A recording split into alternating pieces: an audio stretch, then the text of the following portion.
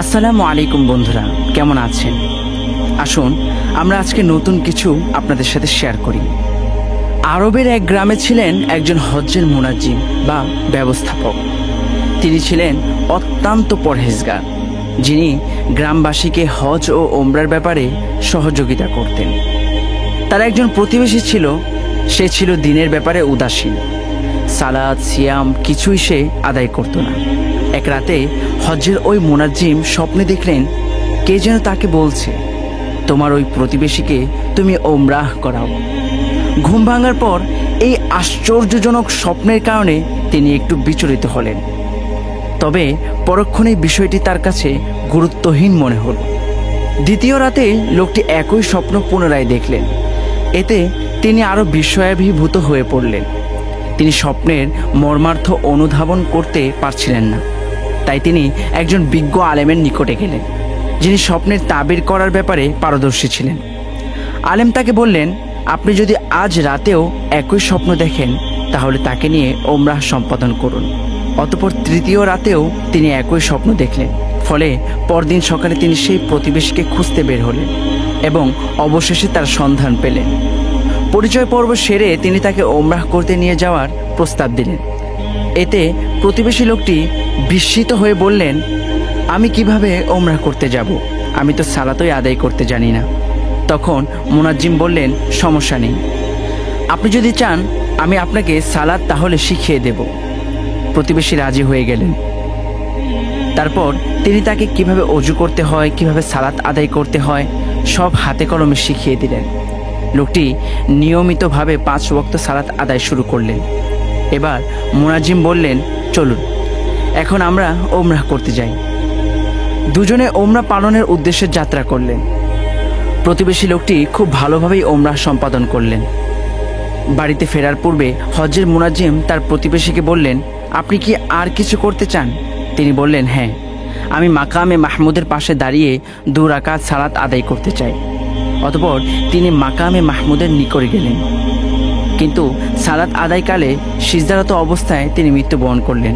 এতে মুনাজ্জিম ভীষণভাবে বিস্মিত হলেন। তার ভিতরে যেন দারুণ ভাবাবেগ সৃষ্টি হলো। তিনি মনে মনে ভাবলেন, এটা কিভাবে সম্ভব? আমি তাকে স্বপ্নে দেখে সাথে নিয়ে ওমরাহ করতে আসলাম, আর সে কিনা মাকামে মাহমুদের মতো সম্মানিত স্থানে সিজদারত অবস্থায় মৃত্যুবরণ করলো। অথচ সে এর আগেও সালাত আদায় করত না, সিয়ামও পালন করত না। নিশ্চয়ই এর পেছনে কোনো রহস্য আছে, অথবা এই লোকের অন্য কোনো গোপন আমল আছে। অতঃপর তিনি গ্রামে ফিরে সরাসরি তার মৃত প্রতিবেশীর বাড়িতে গেলেন এবং তার পরিবারের নিকটে তার বিশেষ কোনো আমল ছিল কিনা জানতে চাইলেন। তখন তার স্ত্রী বলল, আমার স্বামী সালাত সিয়ামে অভ্যস্ত ছিল না। এ কথা সত্য, তবে একটা কাজ তিনি নিয়মিত করতেন, আর তা হলো আমাদের একজন গরিব বৃদ্ধা প্রতিবেশী ছিল। তার কোনো আত্মীয় স্বজন ছিল না।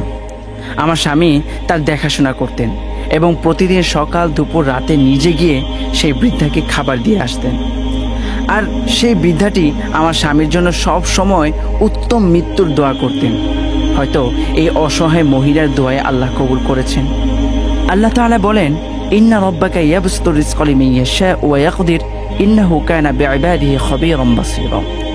নিশ্চয়ই তোমার রব যাকে ইচ্ছা তার জন্য রিজিক প্রশস্ত করে দেন এবং সীমিত করে দেন। অবশ্যই তিনি বান্দাদের সম্পর্কে পূর্ণ জ্ঞাত, পূর্ণ দ্রষ্টা। তিনি আরও বলেন, যারা আল্লাহর পথে তাদের সম্পদ ব্যয় করে অতঃপর যা ব্যয় করেছে তার পিছনে খোটা দেয় না এবং কোনো কষ্টও দেয় না, তাদের জন্য তাদের রবের নিকটে প্রতিদান রয়েছে। তাদের কোনো ভয় নেই এবং তারা চিন্তিত হবে না। বাকারা 2 অথবা 262 নম্বর আয়াত। আজকের এই গল্প থেকে আমরা কি কি শিক্ষা লাভ করতে পারি? নাম্বার 1, সৎ আমলের সামান্যতম সুযোগও হাতছাড়া করা উচিত নয়। নাম্বার 2, সর্বদা মানুষের দোয়া পাওয়ার চেষ্টা করতে হবে। নাম্বার 3, অসহায়কে সাহায্য করলে আল্লাহ অত্যন্ত খুশি হন, তাই মানব সেবায় সাধ্যমতো এগিয়ে আসতে হবে। নাম্বার 4, দোয়া কবুলের স্থানে খালেস অন্তরে দোয়া করতে হবে। নাম্বার 5, কোনো মানুষের বাহ্যিক আমলের কারণে তাকে জাহান্নামী ভেবে দূরে ঠেলে দেওয়া যাবে না, বরং তাকে দাওয়াত দিতে হবে এবং তার হেদায়েতের জন্য দোয়া করতে হবে। সুপ্রিয় দর্শক, আজকের এই গল্পটি এবং এই গল্পের থেকে শিক্ষাগুলো এখানেই শেষ করছি। আমাদের পরের ভিডিওগুলো দেখার জন্য অবশ্যই আমাদের চ্যানেলটি সাবস্ক্রাইব করুন এবং পাশে থাকা বেল আইকনটি অন করে দিন। আসসালামু আলাইকুম ওয়া রাহমাতুল্লাহি ওয়া বারাকাতুহু।